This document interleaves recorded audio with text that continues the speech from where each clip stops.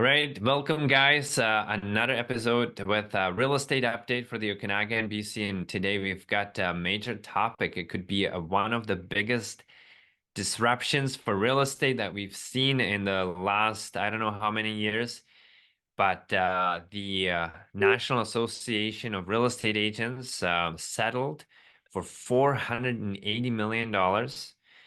Josh, so let's get into it. We will talk about this disruption, what it means for the real estate agents, what it means for Mm. the consumers, and how could this, how it's going to play out, how things will change. Because I think that there is possibly some major changes that could come out of this. Yeah, and so let's just briefly touch on the lawsuit. So the lawsuit itself is originated in the United States against major real estate brokerages and the National Association of Realtors, the NAR. And it centers on the traditional commission structures within the real estate industry, specifically challenging the practice where sellers pay the commissions of both their own and the buyer's realtors.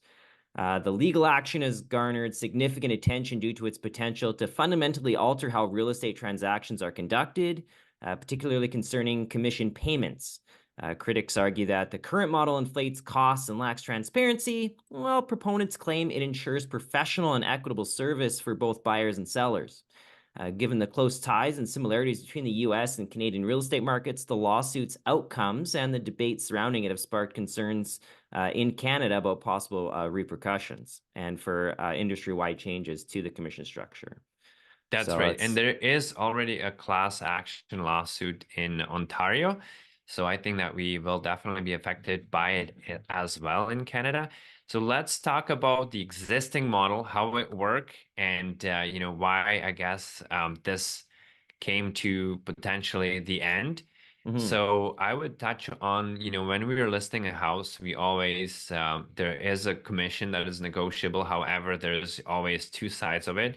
There's one half that usually goes to the listing agent, and a second half that is offered to any other agent that is working with the buyer to bring and be motivated to bring their buyers because they'll get compensated for it. So, in the Okanagan, we have about 1,200 agents. So when you list property on the MLS and you offer half of the commission to any other agent to bring their buyer, you really have 1,200 agents working for the seller and trying to sell the property, right? Mhm. However, the point of view that they're having on this whole issue and the structure is that it's almost like an add-on onto the price, right? To inflate the price.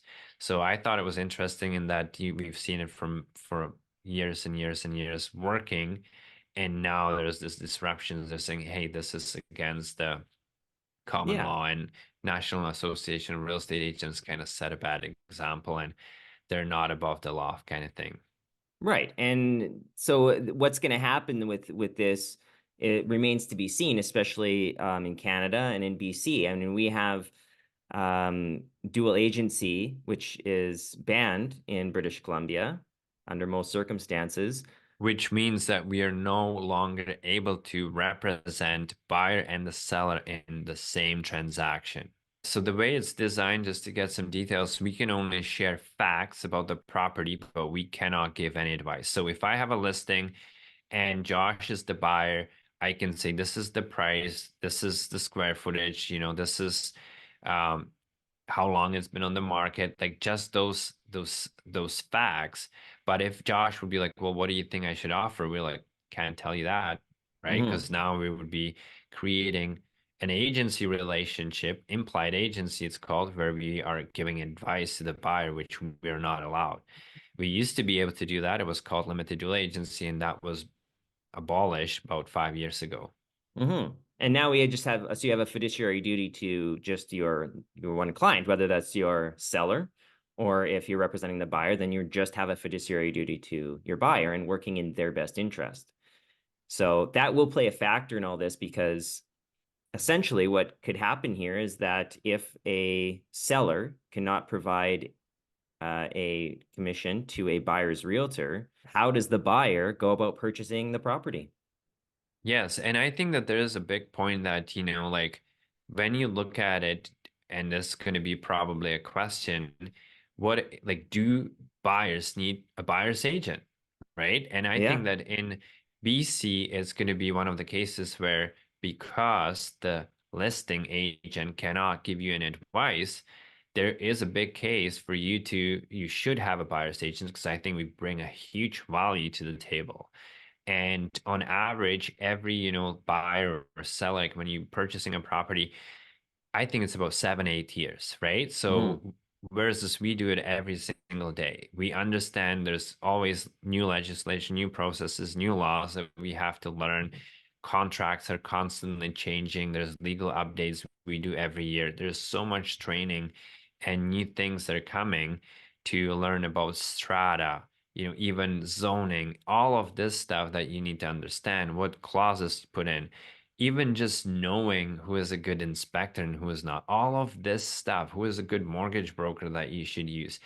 Hmm. And like we've learned because we're in the industry and we have the connections, and I believe that that's what really the buyers are paying for at the end, Hmm. right? We're being compensated because we have the network of professionals that we can suggest and give as option to because we've experienced, and there are some that are very good and there are some that are not so good. So it can save a lot of grief for the buyers to be able to just tap into those connections we've created over the years. And then the processes, right? Like there Yeah. is so much, like every transaction is different. There's not one way that you can do all of the transaction because there's different type of buyer. There's everyone has a different risk, different situation when it comes down to financing. And Hmm. our job when we are drafting the offer for the buyer is to have the best chance for them to get a best deal. However, there is also have to be a certain level of protection with the clauses to make sure that they do their due diligence Hmm. before Hmm. they pull the trigger, right? And end up buying a property. So they have to check all these boxes. And that is a very fine line where you can, when you put too many clauses, especially if it's a multiple offer, you end up never getting the house. That's right. Yeah. Maybe and there's certain things you can do that we are aware of. Like you could already kind of look at the title, look at the property disclosure statement, sign those off right away and get them off as subjects. Yeah. So they're not on the contract or Yeah. The going size through of the a strata deposit, documents right? or Like, yeah. yeah, like there's different things that you can do that a typical buyer wouldn't maybe necessarily know. And those are just minor things, that when it comes to that. And when you're negotiating on a property as well, knowing what fair market value is, knowing what, Yeah. you know, uh, And that's where we have like we actually do have access. It's called the MLS, we call it Matrix.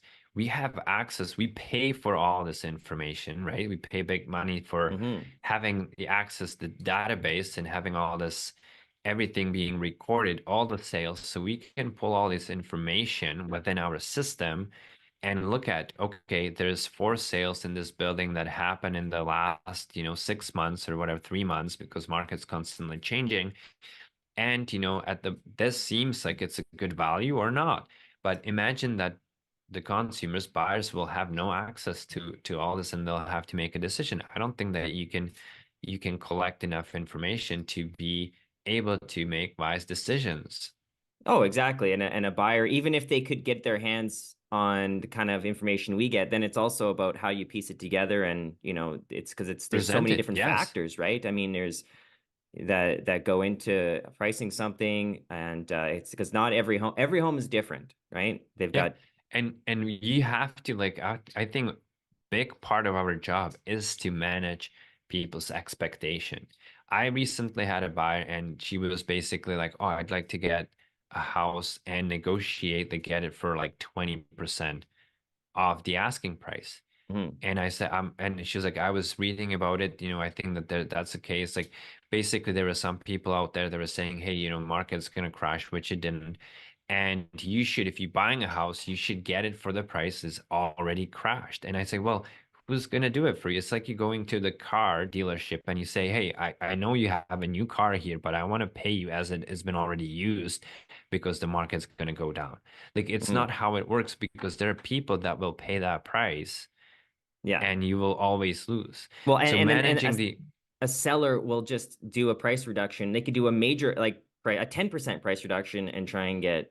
Well, and that's the thing. So on Like, average, we are seeing about 4% that you can get off the asking price. That's average. Now there's mhm, different price ranges, and this one was in the lower price range where literally there is almost no wiggle room, especially if it's a new property. And this is where again the experience comes in place, right? Giving the proper advice. If there is a property that just got listed and we already see, because we've been through all of the properties that are coming up for sale, especially in certain price ranges, and we have tours and invest the time to see the homes, so we mhm, can tell you like, hey, this is a good deal. You probably don't know because you haven't seen all the properties that we've seen in the last couple of 3, 4 months, and we can determine that if it's a good value or not. And then based on that, you create a strategy. You can't go in and try to negotiate the price and be like, oh, we want to get 4% off because that's the average. It doesn't work that way. If it's priced well, your strategy is to make the offer as soon as possible and get it locked in. mhm, And mhm, in most cases, you're offering the asking or just below, a little bit below the asking price, right? You don't mhm. have, by actually coming with a lower offer and trying to negotiate the price, you opening up the door for other buyers to come in and ending up in a multiple offer situation, which leads to you paying and basically bidding on the property and putting your best and highest offer. Like there's no winning in that. No, So things like that, that you have to guide people through and give them their options because they have no experience with it. And most of the cases when you, and Josh, you probably see it all the time, like where there is a good deal and people like thinking, oh, we'll get it, like they'll end up losing out unless they listen to you and actually follow your advice.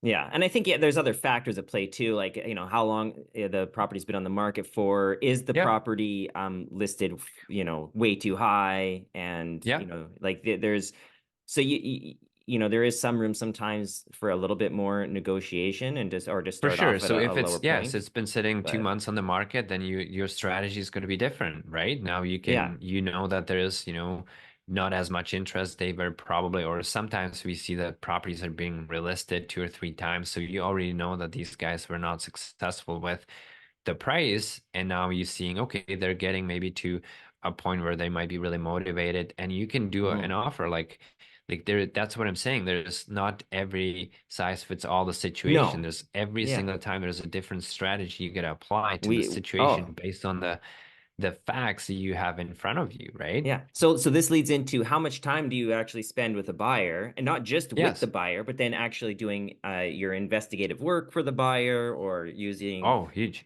Like it's just, tools. like like especially when it comes down to apartment stratas and when you need to look through, there's about 300 pages per strata documents, including the financial, the depreciation report, strata bylaws, all of this AGM minutes, all of this stuff, right? We got to check and get to know and be able to convert it to our buyers in the sense that it makes sense to them, Yeah. right? Because there's like they're like no one wants to read 300 pages and they don't understand it. Doesn't tell it's like, is this any good? Like why is this, like is there any special levies? Like what's going on? And there's a lot of information you can collect from the bylaws and AGMs, but most people don't really know even what to look for. Well, and most buyers won't even know how to get out of paying for a special levy in their contract. It's making sure the seller pays for that levy. Yeah. Like it's And that's the thing, right? So like to me, it's like, and I know a lot of people will be trying to and be thinking like, hey, I can save some money.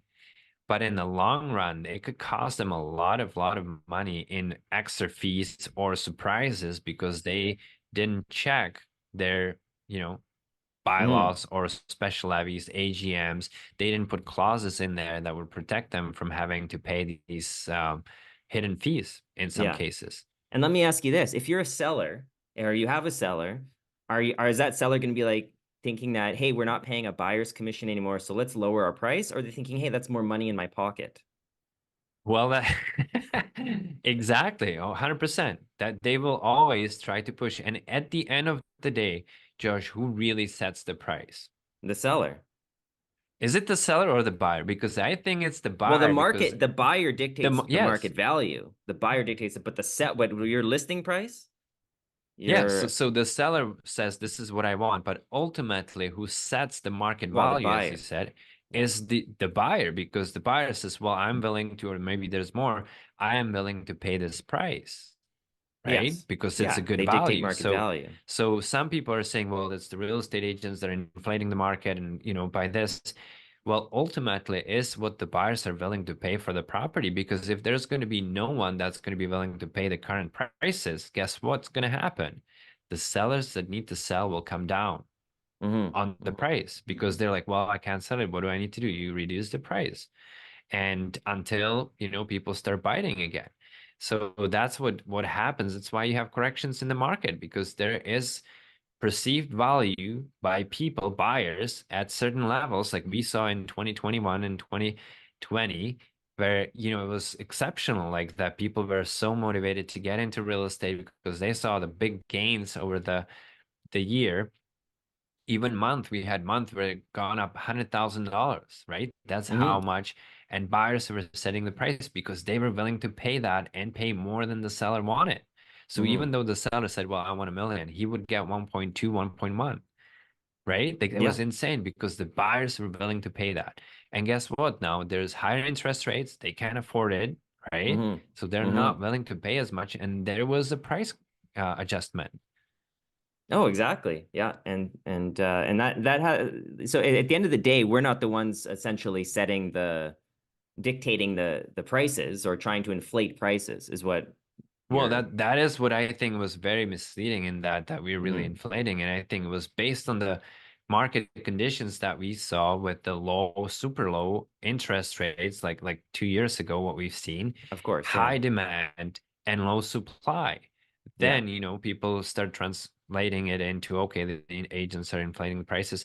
I understand the part where they're saying, well, why am I paying for the buyer's agent where he doesn't represent me? That's, it that's up Hmm. for debate, and we can have a Hmm. discussion about it. But I think it's if it was more looked at as, if you offer that, then you have 1,200 agents in the Okanagan bringing you their buyers because there's a motivation for them to bring it. Yeah. And now if that's going to be taken away, I don't know how the buyer's agent will be able to, because I believe that we bring ton of value. How are we going to be able to make that work? And I think that the only way is going to be to really focus and being the best in what you do, bringing all this value to buyers so they see the value. And as I said, I think we are worth every single dollar, especially working with buyers, because I didn't answer your question there, but it's about 50 to 60 hours on average with every buyer. Hmm. Yeah. And And how much guess of that what? is Not evenings and weekends yeah, you always away on from your. call. You got to be ready when there's a new property, cancel your plans. And that's the thing with 24/7. I mean, not, midnight or whatever, like in during a night, but you basically got to be on call when there's a new property. You got to go and show it. You got to write the offer when the buyers make, decision. And it's most of the time in the evenings, weekends, right? And then that's when we're compensated for being available to do the work that needs to get done. Because Hmm. if you're not, you're like, well, like there's for us, there's not a thing. Like in my, probably the same for you, Josh. If you want to do a good job for your buyers, you got to be available, because when they decide that there's a good property, you looked at it, they're like, we're ready, let's make an offer. You can't say, well, I'm not working now. Hmm. Call me on Monday,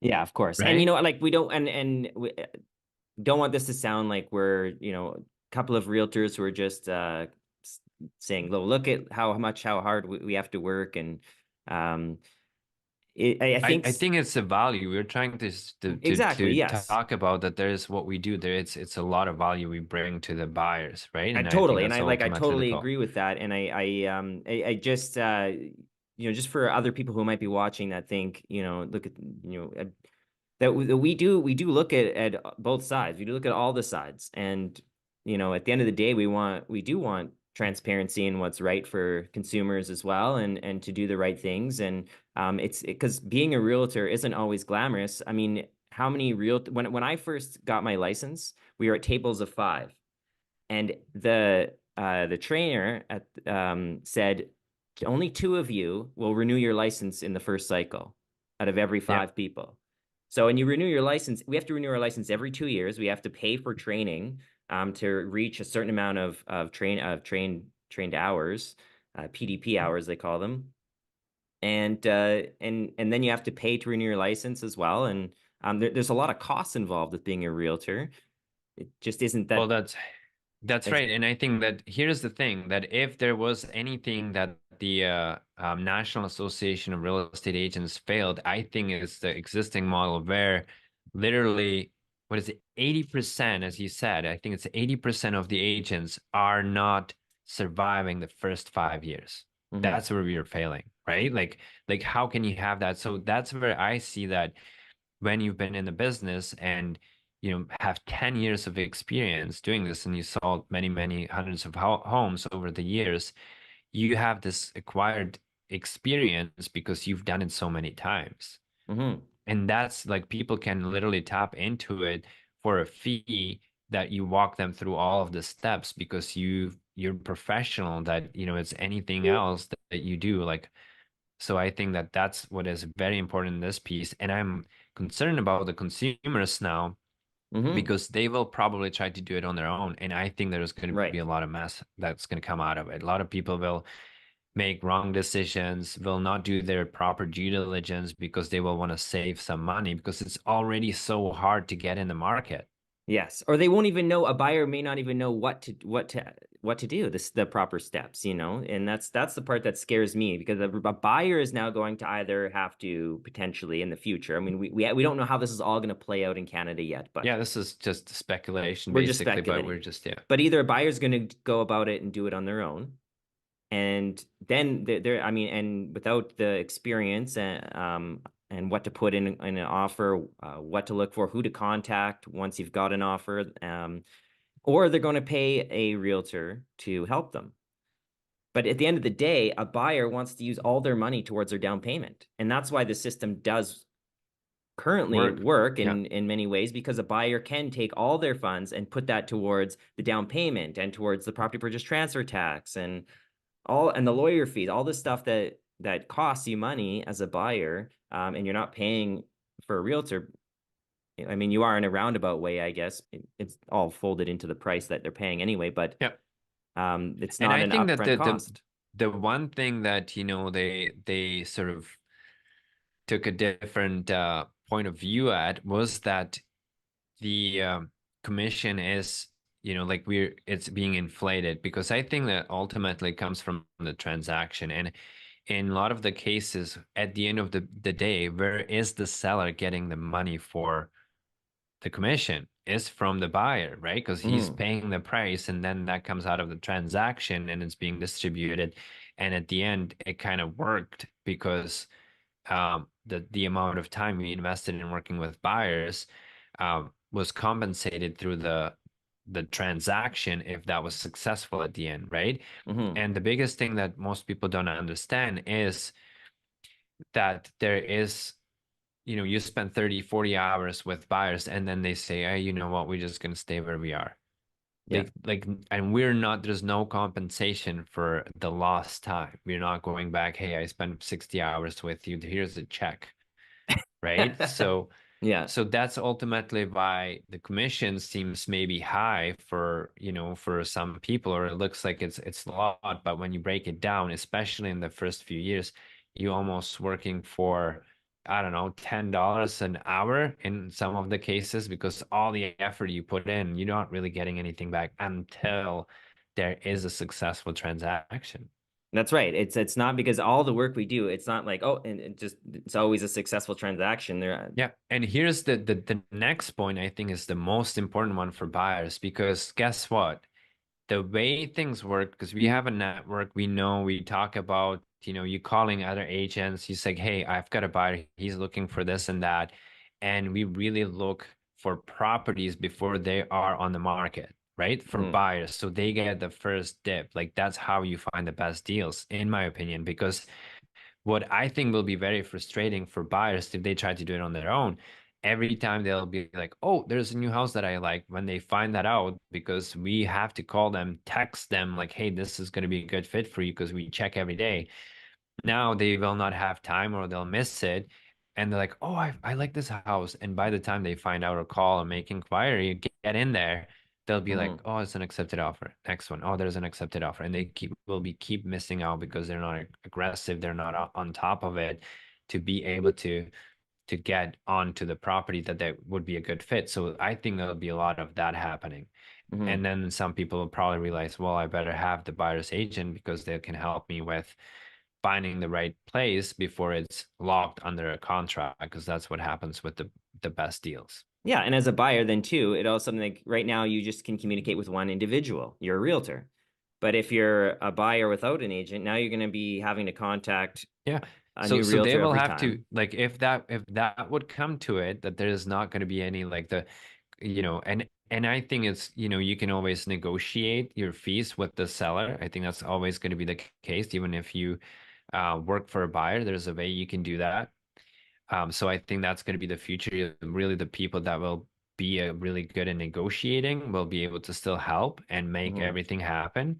The ones that sort of accepted whatever they the case was, and they would just kind of like not really think about or didn't have their business plan in place to make things work and to make their um, have a way around the negotiating would always, not really probably do the extra work for you to find the right place anyway. So, Hmm. Hmm. There's definitely going uh, to be a lot of risks involved in the outcome of this, right? It's they make media is kind of making it sound like we're the bad everyone guys. we're the bad We're guy and everybody's going to make more money and house prices are going to come down. But as a seller, again, you Yeah, you always. I don't see this really coming to the point where it's going to change the affordability of housing in BC, especially Okanagan. Like I don't see that. I think that what's going to be changing is that there's going to be increase in the inventory. We're already seeing influx of the inventory in because of the uh, Airbnb not Hmm. being allowed anymore with Yeah. the new legislation. So we are seeing a lot of apartments and townhouses that were used for Airbnb coming up for sale Hmm. because it just doesn't make sense for the people to hold on to them because they were relying on the high revenue from the short rentals. Yeah. No, exactly. Yeah. So I mean that's just the current market um is Yeah. creating an additional, and that's what the BC government wanted to create, is just more influx of housing. Yeah. And this is one way that they're trying to do that. And we are already seeing a lot of condos in the market, but because of it. So, but at the end of the day, speaking for myself, I mean, it'll be interesting. I mean, you always want things to be changing and adapting and getting better. This is going to really shake things up potentially, and so it'll be interesting to see how it all plays out. And hopefully, we can come on again and talk about how it is unraveling. Right now, Yeah. we don't And really have much to go on other than speculation and yeah, and ultimately it's always should the end result should be a better product or better service for the end consumers. And I don't think that this will provide it. If that's going to go the route that they'll say, oh, the seller, it's illegal for the seller to offer a cooperating commission to a mhm. buyer's agent. So that ultimately I think is going to result into a lot more problems with buyers being unrepresented or trying to do it on their own and all of that stuff. So Yeah. that's what I'm kind of like seeing. And I think that our point was to like, hey, there is a real case for the buyers, especially buyers agents and what we do, the value we bring to the table. And, especially in BC where the seller is not allowed any representation or advice to provide to the buyer. Hmm. So Yeah, and that plays a big factor in it as well. So we'll have to see how it all plays out. But as of now, it's an interesting topic, and it's one that we definitely will be keeping our eyes on. And I'm sure there'll be we'll bring you more updates. another conversation in the near future. And let us know if there's any other topic you guys want to cover. We'd love to hear back from you. Give us some comments. You can reach out um, on our emails. We'll put it in the link here or somewhere on the comments, and we'd love to hear back from you.